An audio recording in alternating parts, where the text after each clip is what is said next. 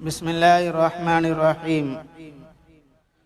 محترم حضرات، حضرت عیسیٰ علیہ السلام کے جو معجزات ہے اس کا بیان ہو چکا ہے، تو بعض اسلام کے مدعی جیسے قادیانی ہے یا مسٹر محمد علی لاہوری ہے، یہودیوں کی طرح یہ لوگ بھی حضرت عیسیٰ علیہ السلام کے معجزات کے انکار کر بیٹھے ہیں۔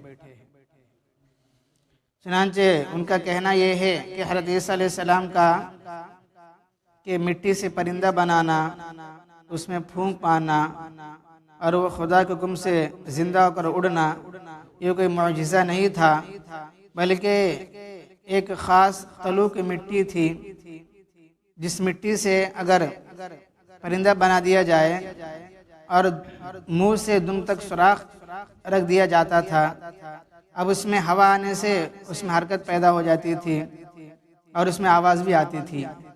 کیونکہ کچھ لوگ اس کا غلط تعویل کرتے ہیں،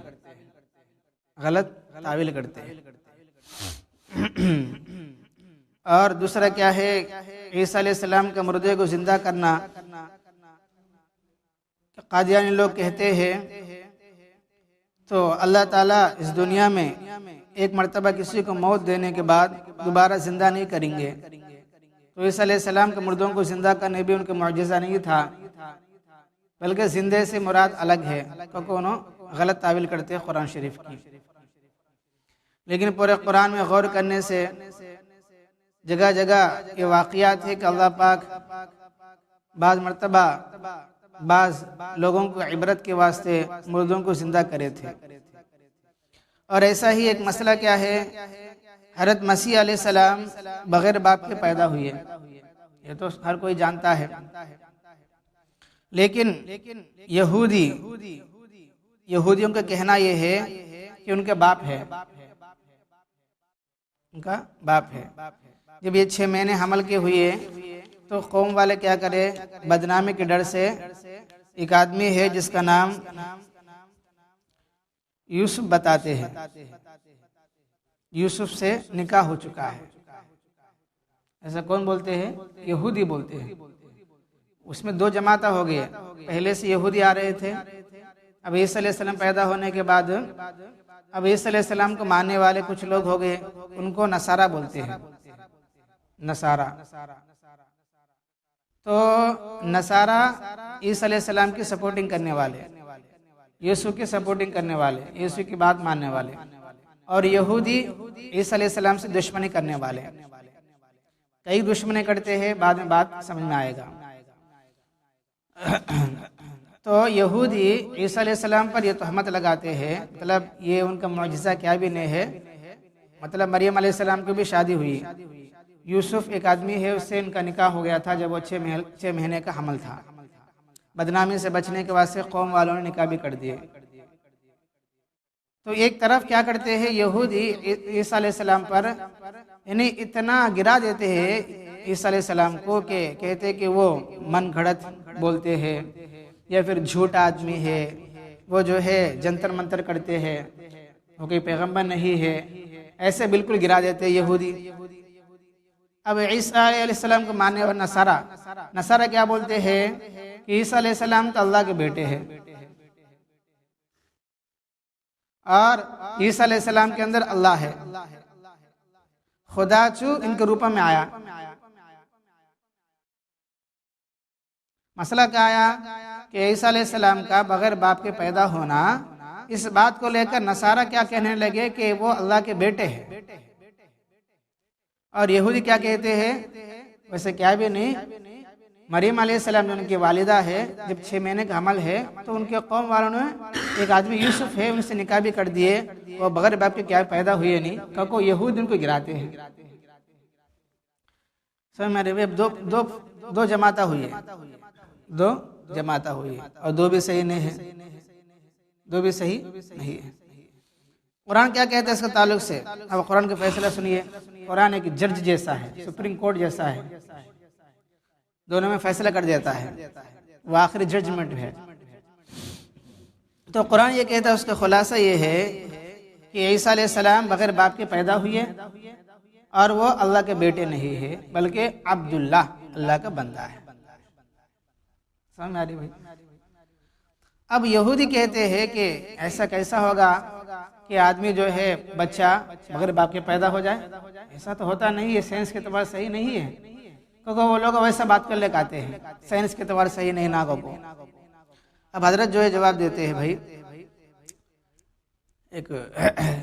آج جبکہ سائنس کی جدید تحقیقی نظریوں سے آگے قدم رکھا، بڑھا کر مشاہدہ تجربے سے ثابت کر دیا دوسرے حیوانات کی طرح انسان کی خلقت و پیدائش بھی بیضا سے ہوتی ہے، اس کو اصطلاح میں خلیہ تخم کہتے ہیں،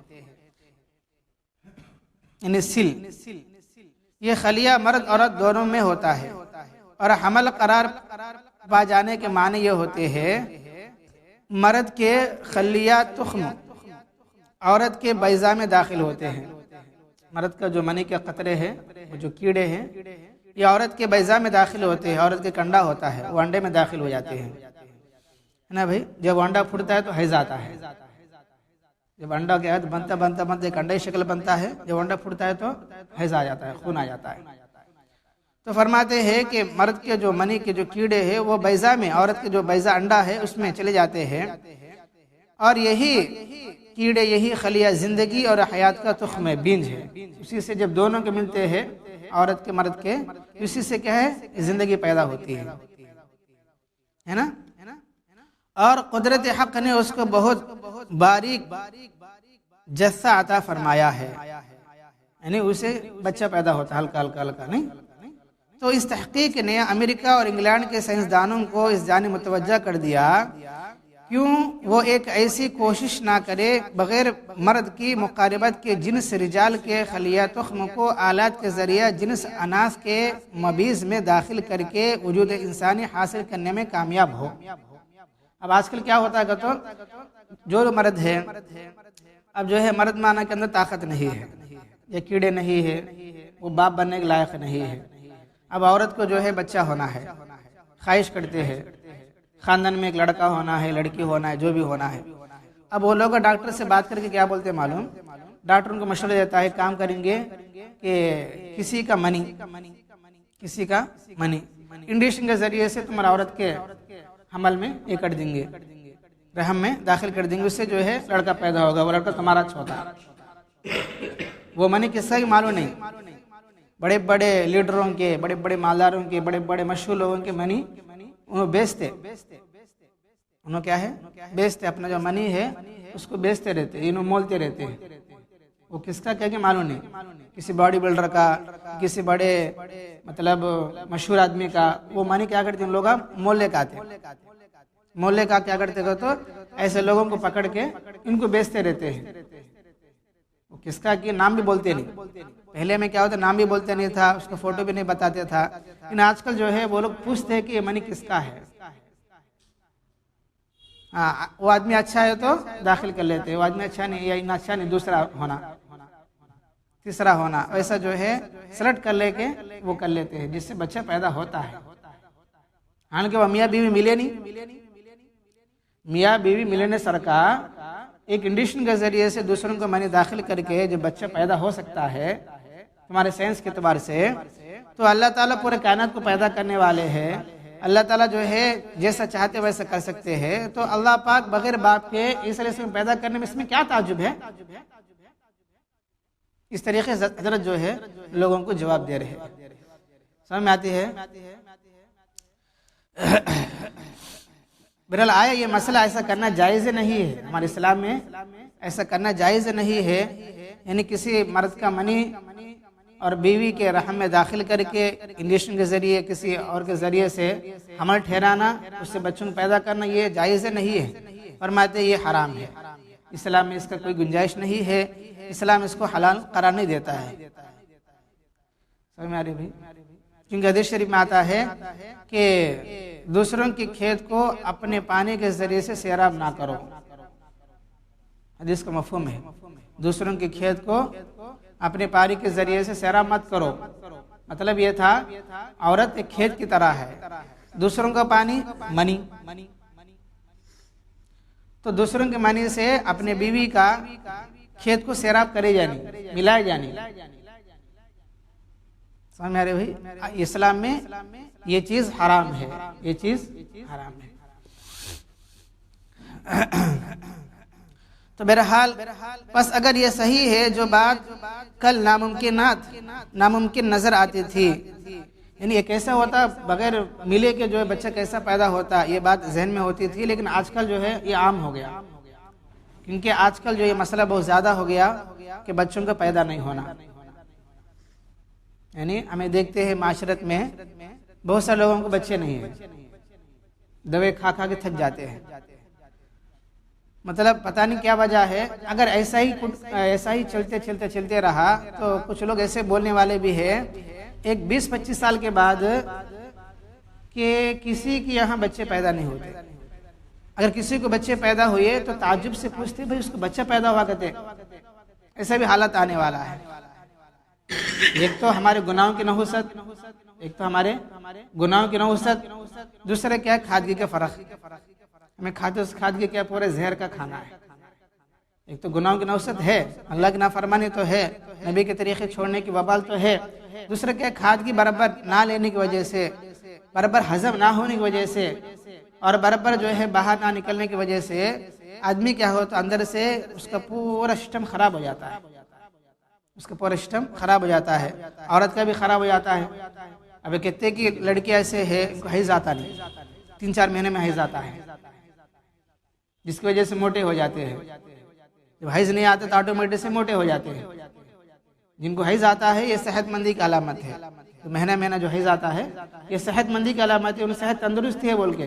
جب حیض آتا نہیں ہے تو وہ بیمار ہے، ان کا انڈا بننا نہیں ہے. جب انڈا بنتا نہیں ہے، اب ایسے لڑکیوں کو شادی کریں گے تو بچے پیدا ہوتے نہیں.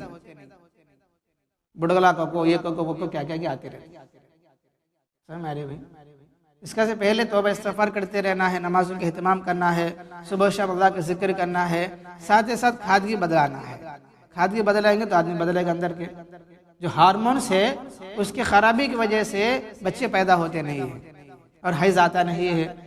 اب کھادگی بدلائیں گے اس کا ہارمون صحیح ہو جائیں گے، جس کی وجہ سے حیض بھی آتا ہے اور بچے پیدا ہوں گے. سمجھ میں آ رہی بھائی؟ تو بہرحال اور ایک میں نے بتایا تھا نا کہ آج کل جو ہے حیوان جانوروں کا بھی نکالتے ہیں.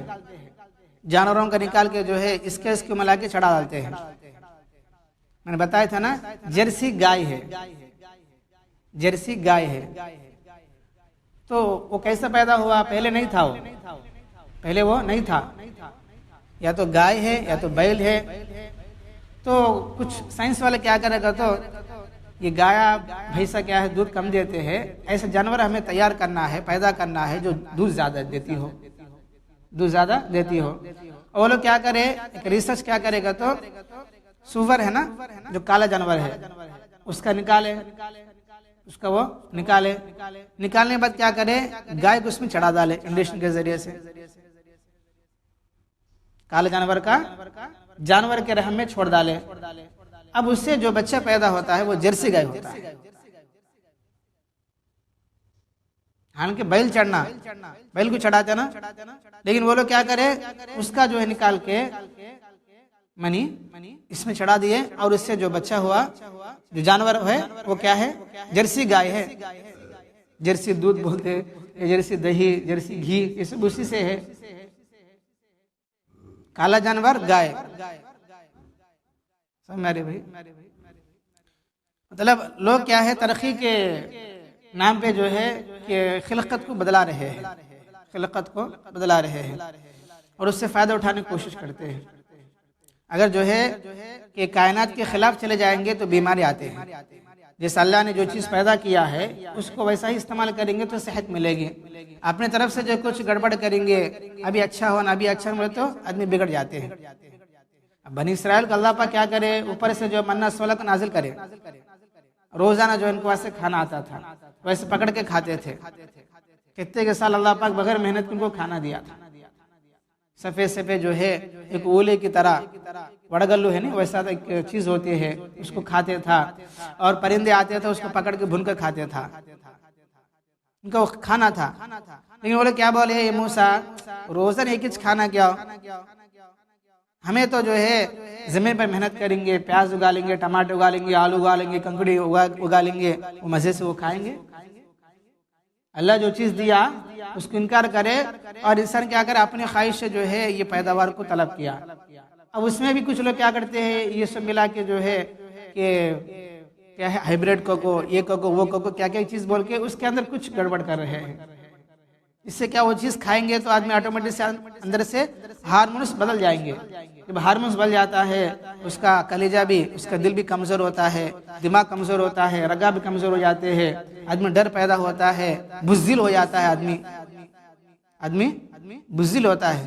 آج کل لوگ بولتے بھی ہیں، کچھ لوگ جیسے فارم مرغی ہے، اس کا گوشت جو ہے بچوں کو کھلائیں گے، اب جو ہے معمولی سے بچی کیا ہے 13 سال 12 سال 14 سال میں بالغ ہو جاتی ہے، اور بچے بھی ہوتا ہے 14 سال 13 سال میں بالغ ہوتے ہیں۔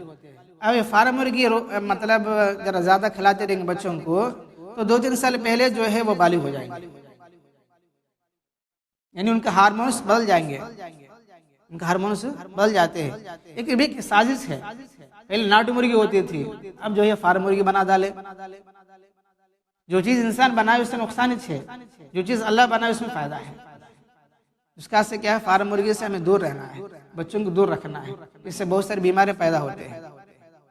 سمجھ رہے بھائی؟ بہرحال جو ہے یہ سارے باتیں کہ ایک بولے تو یہودی کہ اس طرح عیسیٰ علیہ السلام پر تہمت لگاتے ہیں کہ وہ بن باپ کے پیدا نہیں ہوئے، کیسا پیدا ہو سکتے ہیں؟ اس کا جواب میں یہ سارے باتیں آئے ہیں۔ اب عیسیٰ علیہ السلام ماننے والے کیا بولتے ہیں نصارہ، کہ وہ تو بغیر باپ کے پیدا ہوئی اس لیے وہ اللہ کے بیٹے ہیں، خدا کے بیٹے ہیں۔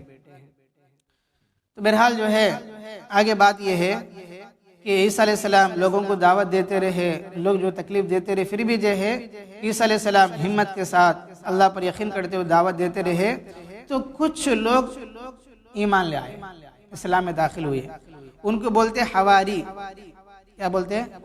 حواری۔ حواری کے معنی دوست، کیا معنی؟ دوست، رفیق، انصار اللہ، اللہ نے ان کو انصار اللہ بولے، اللہ کے دین کے مددگار ہیں۔ یہ لوگ غریب ہیں، کون ہے؟